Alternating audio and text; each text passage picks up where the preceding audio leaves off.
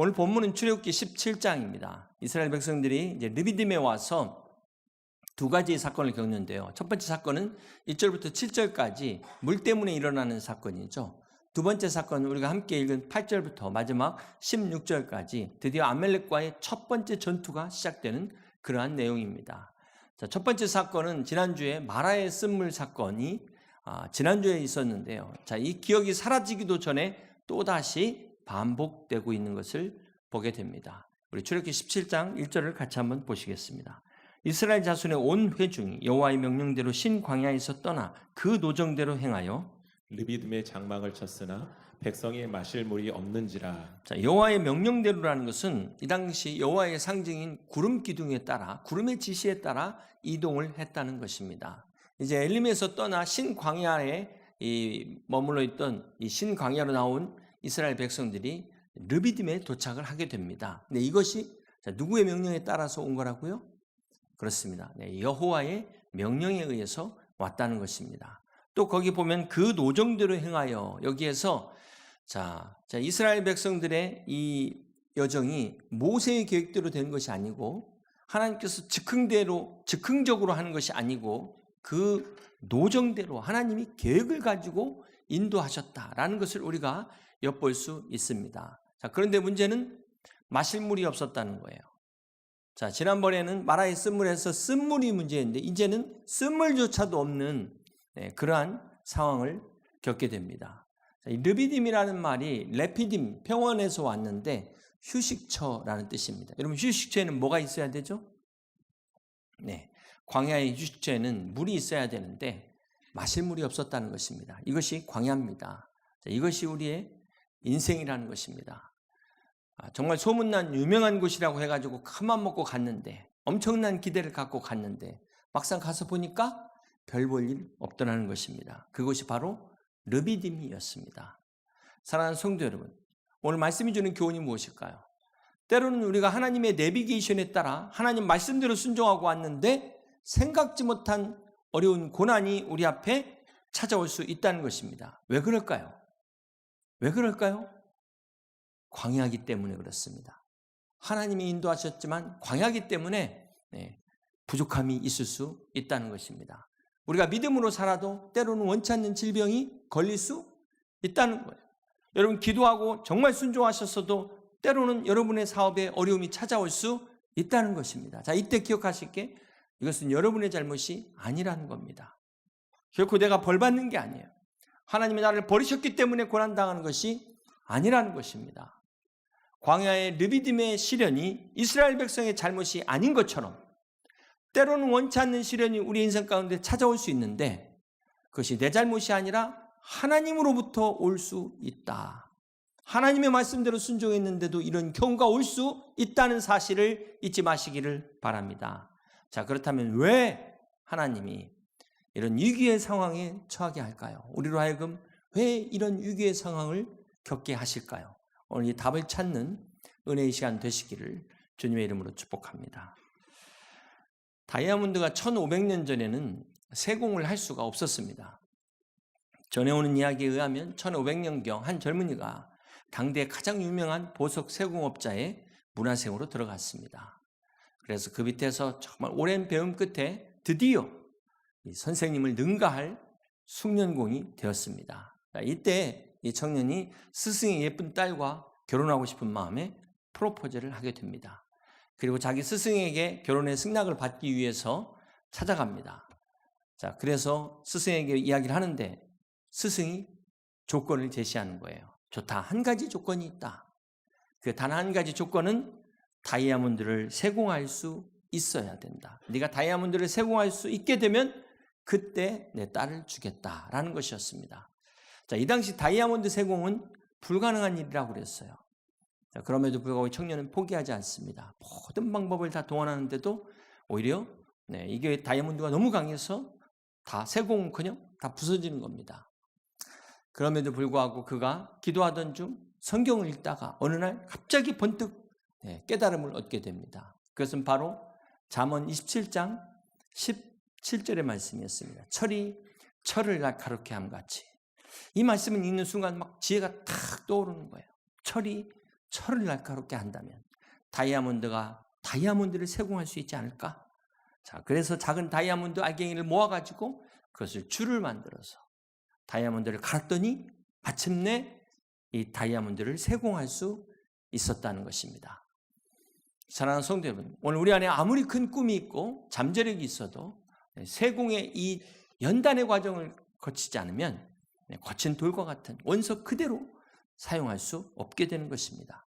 땅 속에 묻혀서 빛을 발할 수 없게 되는 것입니다. 우리가 기억해야 될 것은 하나님은 우리를 보석과 같이 만들기 위해서 어떻게 하십니까?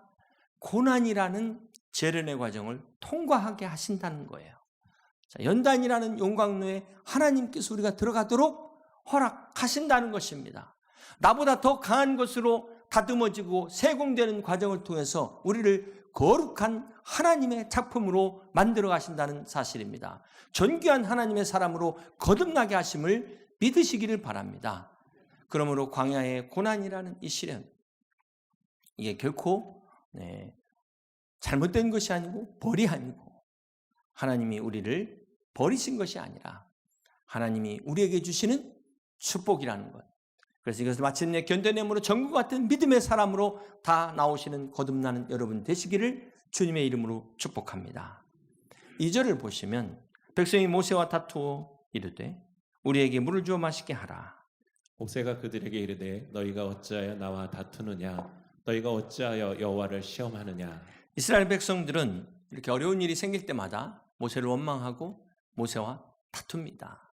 자, 그런데 모세는 뭐라고 말하고 있죠? 너희가 어찌하여 여호와를 시험하느냐 이렇게 이야기하고 있어요. 자, 이 말은 겉으로 볼 때는 지금 물 때문인 것 같지만 실상은 문제의 근본이 무엇입니까? 하나님을 의심하는 겁니다. 하나님의 존재를 부정하는 것입니다. 오늘 우리도 마찬가지예요. 실상 그 문제는 지금 눈에 보이는 표면적인 것 같지만 그 안에 내면을 들여다보면 그 근본적인 문제는 무슨 문제입니까?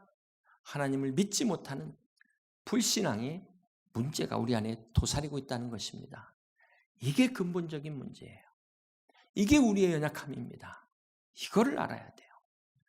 그래서 3절에 거기서 백성이 목이 말라 물을 찾으매 그들이 모세에게 대하여 원망하여 이르되 당신이 어찌하여 우리를 애굽에서 인도하여 내어서 우리와 우리 자녀와 우리 가축이 목말라 죽게 하느냐.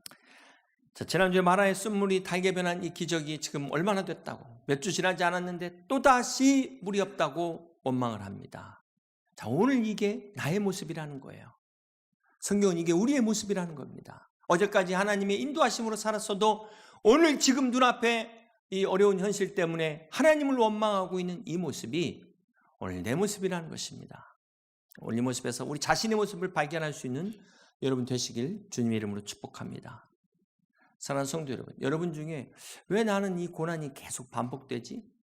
비슷한 시련이 계속해서 반복되는 분 계십니까? 네. 마라의 쓴물에서 제대로 교훈을 받고 나와야 되는데 그냥 넘어갔어요.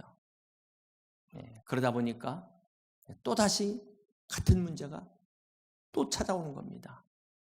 우리가 광야에 사는 동안 이 근본적 문제를 해결하지 못하면 이건 계속해서 반복돼요. 네. 또 반복되는 것입니다. 자, 그렇기 때문에 당장 이 눈앞의 현실만을 보지 마시고 우리가 이것을 통해서 무엇을 깨달아야 돼요? 영적인 교훈을 깨달아야 되는 것입니다. 그래야 우리가 한 단계를 올라가게 돼요. 우리 출애굽기 17장 7절을 보십니다. 그가 그곳 이름을 마사 또는 무리바라 불렀으니 이는 이스라엘 자손이 다투었으며 또는 그들이 여호와를 시험하여 이르기를 여호와께서 우리 중에 계신가 안 계신가 하였음이더라. 마사는 시험하다라는 뜻입니다. 무리바는 다투다는 뜻입니다. 그래서 지명을 이렇게 불렀다는 것은 이거 참 부끄러운 그런 이름이죠. 기억하고 싶지 않은 이름인데 그것을 기억하라고 주신 이름입니다. 우리가 이태원 참사 기억하고 싶지 않습니다. 사실 정확하게 말하면 할로윈 참사가 맞다고 봐요, 저는. 네. 다시는 우리가 그런 일이 일어나서는 안 되겠죠. 자, 이런 것처럼 우리가 이름을 통해 기억해야 되는 것이 꼭 좋은 것만 있는 것은 아닙니다. 6.25 다시는 잊지 말아야 되지 않겠습니까? 사랑하는 성도 여러분, 이스라엘 백성이 이 무리바에서 시험에 든 이유가 뭘까요? 하나님이 이스라엘을 사랑하신다면 어떻게 우리를 여기 물 없는 곳으로 인도할 수 있냐는 거예요. 그러면서 뭐라고 말합니까? 우리 중에 여호와가 정말 계신가? 안 계신가? 시험에 든 겁니다. 오늘 우리도 마찬가지예요. 우리가 신앙생활을 하는 중에 낙심할 때가 있습니다. 하나님이 안 계신 것 같을 때가 있어요. 그때 우리는 절망합니다. 하나님이 계신다면 어떻게 이럴 수 있나? 어떻게 우리 가정이 이렇게 될 수 있을까? 어떻게 우리 사업이 이런 일이 있을 수 있을까? 이때가 바로 가장 힘들 때입니다. 위기입니다. 기도의 응답이 오지 않을 때, 이때 우리는 낙심하게 돼요. 지치게 됩니다. 포기하는 사람도 있습니다. 그러나 갈라디아서 6장 9절이 말씀합니다. 우리가 선을 행하되 낙심하지 말지니 포기하지 아니하면 때가 이름에 거두리라. 그렇습니다. 사랑하는 성도 여러분, 주 안에서 낙심하지 마시길 바랍니다. 설사 낙심하셨더라도 포기하지 마시기 바랍니다. 끝까지 기도로 다시 나갈 때 하나님의 때에 거두시는 은혜가 함께 하시기를 주님의 이름으로 축복합니다. 우리가 오늘 본문에서 이 중요한 교훈은 출애굽기 17장 8절의 말씀입니다. 우리 함께 같이 읽겠습니다. 그때 아멜렉이 와서 이스라엘과 르비딤에서 싸우니라. 그때가 언제일까요? 그때가 바로 여호와가 계신가 안 계신가 할 때, 그때 아멜렉이 쳐들어왔다는 거예요. 그때가 언제입니까? 모세를 원망하고 하나님을 원망할 때, 그때 아멜렉이 쳐들어왔다는 겁니다. 이 타이밍이 중요해요. 신명기 25장 17절에 보면 너희는 애굽에서 나오는 길에 아멜렉이 내게 행한 일을 기억하라. 곧 그들이 너를 길에서 만나 내가 피곤할 때 내 뒤에 떨어진 약한 자들을 쳤고 하나님을 두려워하지 아니하였느니라. 자, 이 아멜렉이 언제 이스라엘을 공격합니까? 네가 피곤할 때, 지쳤을 때, 그때 와서 이 아멜렉이 우리를 공격한다는 겁니다. 또 어떻게 공격합니까? 뒤에 떨어진 약한 자들, 처진 자들을 공격한다는 거예요. 오늘 내 안에 가장 약한 부분을 이 악한 사단이 공격한다는 것입니다. 사랑하는 성도 여러분, 이 아멜렉이 누굴까요? 창세기 36장 12절에 보면 에서의 아들 엘리바스의 첩 딥나는 아멜렉을 엘리바스에게 낳았으니, 이 아멜렉은 팥죽 한 그릇의 장자의 명분을 판 에서의 후손입니다. 그렇습니다. 이 아멜렉은 육신에 속한 존재예요. 끊임없이 하나님의 백성을 공격하는 자들입니다. 현실의 이 어려움, 고난이 계속될 때, 우리가 힘들잖아요? 지치게 되잖아요?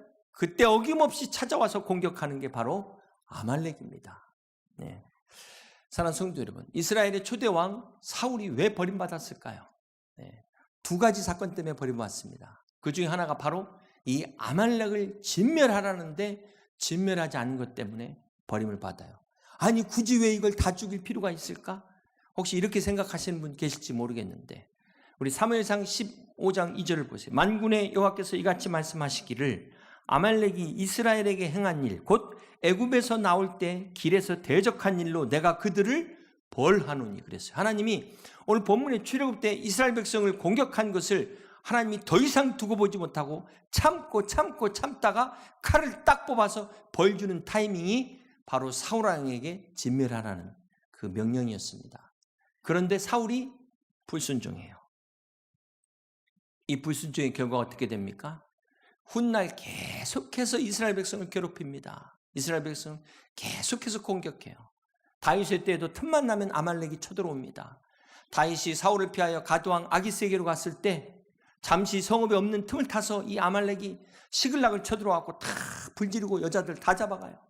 그런가 하면 바벨론 포로 때 여러분 에스더, 모르드게 사건, 아말렉의 후손인 이 아각 사람 하만이 이스라엘 민족을 멸살시키기 위해서 음모를 꾸미잖아요. 이렇게 아말렉이 이스라엘과 철천지 원수였어요. 자, 그렇다면 오늘 이 아말렉은 누구를 말할까요? 오늘 이 시대 아말렉은 과연 누구일까요? 애굽을 떠나 지금 가나안 땅을 향하여 가는 성도들을 넘어뜨리려고 싸움을 거는 이 자들이, 이 존재가 바로 아말렉이라는 것입니다. 그런가 하면은 여러분, 사람만 있는 것이 아니라 이 보이는 세상이 전부라는 이 사상, 유물론 사상, 이 또한 아말렉의 유물이라는 것을 잊지 마시기를 바랍니다. 이렇게 아말렉은 보이는 것으로도 보이지 않는 것으로도 우리를 공격하고 있음을 우리는 잊지 말아야 될 것입니다. 사랑하는 성도 여러분, 이 아말렉은 출애굽의 여정을 방해하는 악한 세력입니다. 우리 성도의 성화의 길을 막는 영적인 존재라는 것을 잊지 마시기를 바랍니다. 갈라디아서 4장 29절에 보면은 그러나 그때 육체를 따라 난 자가 성령을 따라 난 자를 박해한 것 같이 이제도 그러하도다. 자, 여기에서 육체를 따라 난 자가 누굴까요? 아말렉입니다. 그렇다면 성령을 따라 난 자는 누굽니까? 예수 그리스도를 믿고 성령으로 거듭난 우리 여러분 성도를 말하는 거예요. 아말렉이 성도를 핍박한다는 것입니다. 이렇게 오랜 역사를 통하여 아말렉이 이스라엘을 괴롭힌 것처럼 지금도 믿는 성도들을 괴롭히고 있다는 사실을 잊지 마시기를 바랍니다. 이 아말렉과의 싸움은 언제까지 싸워야 될까요? 죽을 때까지입니다. 죽을 때까지. 그래서 하나님이 이 아말렉을 진멸하라 그런 거예요. 하나님 왜 이렇게 잔인하셔? 여러분 그 차원에서 보시면 안 되는 거예요. 또 하나 이스라엘이 애굽의 노예로 있을 때는 이 싸움이 없었어요. 아말렉이 공격하지 않았다는 것입니다. 이게 무슨 말입니까? 우리가 예수님을 믿기 전에는 이런 영적인 갈등이 없어요. 세상에 근심, 걱정, 염려는 막 가득 찼을지 모르지만 그건 영적 갈등이 아닙니다. 그렇기 때문에 여러분이 죄송하지만 여러분 안에 이 영적 갈등이 없다면 생각해 봐야 돼요. 아직도 내가 애굽에 있지 않는가? 그러나 믿음을 가진 후에는 반드시 이 아말렉이 싸움을 걸어옵니다. 영적 싸움이 시작돼요. 내가 원든 원치 않든 우리는 이 싸움에 들어가게 된 것입니다. 그렇다면 어떻게 이 싸움에서 승리할 수 있을까요? 오늘 본문의 싸움의 방법이 참 독특하죠. 전쟁을 하려면 어떻게 해야 됩니까? 무기로 중무장을 하든지 전술을 갖고 나가야 되는데 어떻게 싸웁니까? 우리 출애굽기 17장 10절과 11절 함께 봅니다.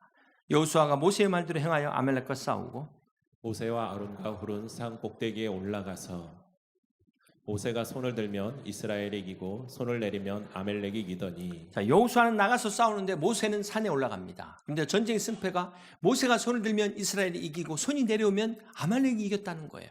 모세의 손에 승패가 달린 것입니다. 여호수아와 이스라엘 백성의 그 싸움의 현장에 승패가 있지 않았다는 것입니다. 바로 이 모세의 손이 무엇을 말해요? 기도의 손이에요. 그렇습니다. 이 모세의 손은 나는 할 수 없습니다 하고 하나님 앞에 포기하는 항복을 선언하는 손입니다.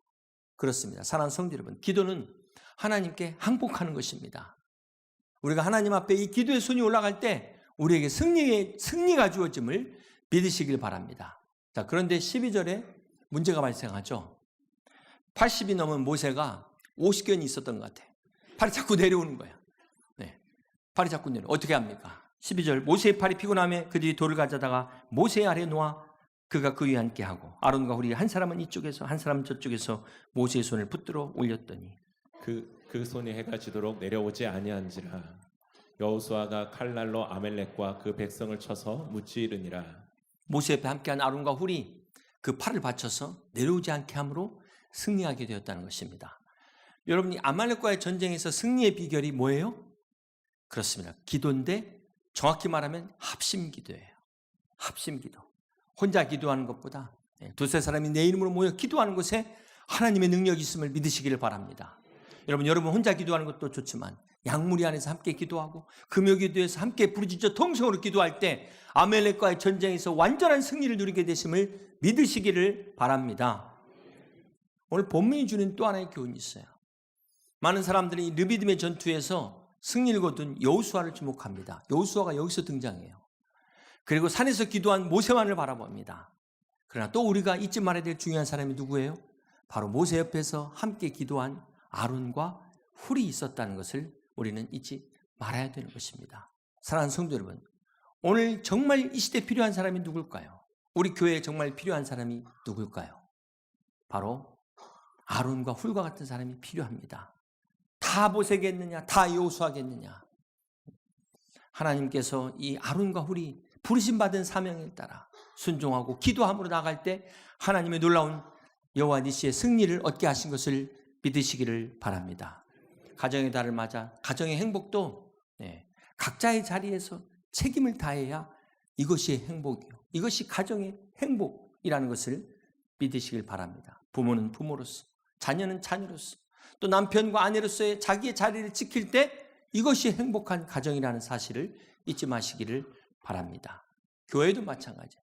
각자 하나님의 부르심에 따라서 자기의 자리에서 맡은 바 사명을 가지고 기도할 때 이것이 행복이요, 이것이 축복이요, 이것이 은혜인 것을 믿으시기를 바랍니다.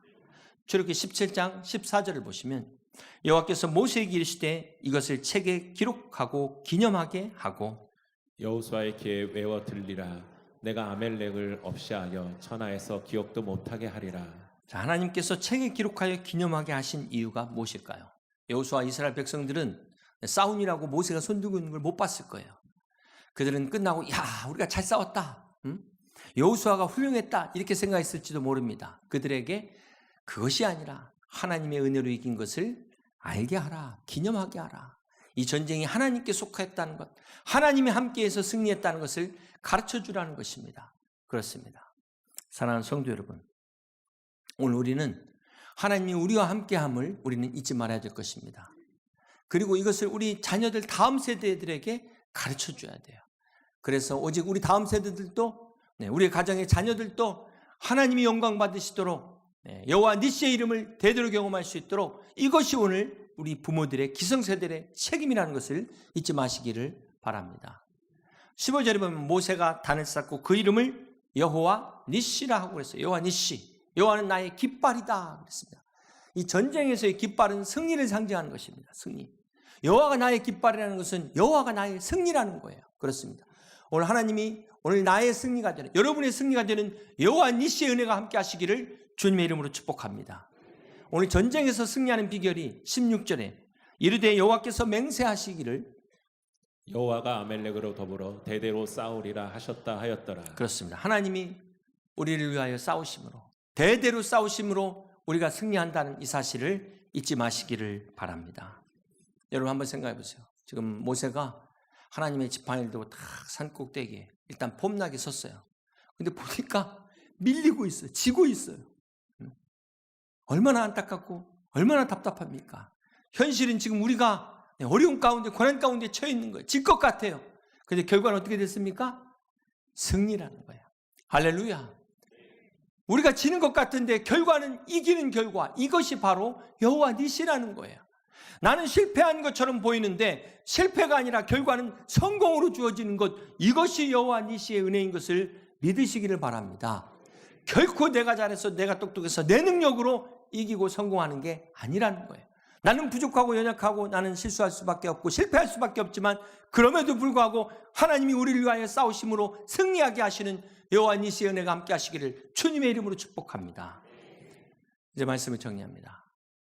사랑하는 성도 여러분, 광야 같은 이 세상은 아말렉과의 싸움의 연속이라는 것, 우리는 잊지 말아야 될 것입니다. 그리고 이 싸움은 오늘 내가 애굽에 있지 않고 광야에 있기 때문에 당연한 것이다. 위로받으시기 바랍니다. 이 아말렉과의 싸움은 우리가 예수 그리스도를 믿은 후에 우리 안에 시작되는 성령의 소욕과 육체의 소욕과의 갈등입니다. 이 육체의 소욕은 우리가 이 생명이 다하는 순간까지 끊임없이 우리를 붙잡을 거예요. 우리를 넘어뜨리려고 할 것입니다. 그럼에도 불구하고 중요한 사실은 이 싸움을 나 혼자 싸우는 게 아니라는 거예요. 하나님이 우리와 함께 하십니다. 성령님이 말할 수 없는 탄식으로 우리를 위하여 기도하십니다. 이 육신의 이 안에서 올라오는 아말렉과의 끊임없는 이 죄된 속성과 이 싸움을 하나님이 우리를 대신하여 싸워주셔서 하나님의 진정한 승리로 나아가게 하시는 이 은혜가 여러분 가운데 충만하시기를 주님의 이름으로 축복합니다. 민수기 24장 20절에 보면 또 아말렉을 바라보며 예언하여 이르기를 아말렉은 민족들의 으뜸이나 함께 있습니다. 그의 종말은 멸망에 이르리로다. 그렇습니다. 아말렉은 결국은 종말되게 돼 있어요. 결국은 심판으로 사망 선고를 받은 것입니다. 최후 승리는 누구의 것이다? 우리의 것입니다. 여러분의 것입니다. 그러므로 이 아말렉과 싸워 승리하는 여러분 다 되시기를 주님의 이름으로 축복합니다. 신명기 25장 19절 말씀입니다. 그러므로 내 하나님 여호와께서 내게 기업으로 주어 차지하게 하시는 땅에서 내 하나님 여호와께서 사방에 있는 모든 적군으로부터 내게 안식을 주실 때 너는 천하에서 아말렉에 대한 기억을 지워버리라. 너는 잊지 말지니라. 승리를 주신 하나님께서 잊지 말라고 말씀하십니다. 천하의 아말렉에 대한 모든 기억을 싸그리 지워버릴 것이다. 그러므로 지금 아말렉과의 싸움 때문에 힘겨워하시는 여러분, 힘내시길 바랍니다. 이미 승리는 우리의 것입니다. 여호와 니시 하나님께서 대대로 우리를 위하여 싸우심으로 주님과 함께 승리하는 여호와 니시의 축복이 오늘 여러분과 가족 가운데 함께 하시기를 주님의 이름으로 간절히 축원합니다.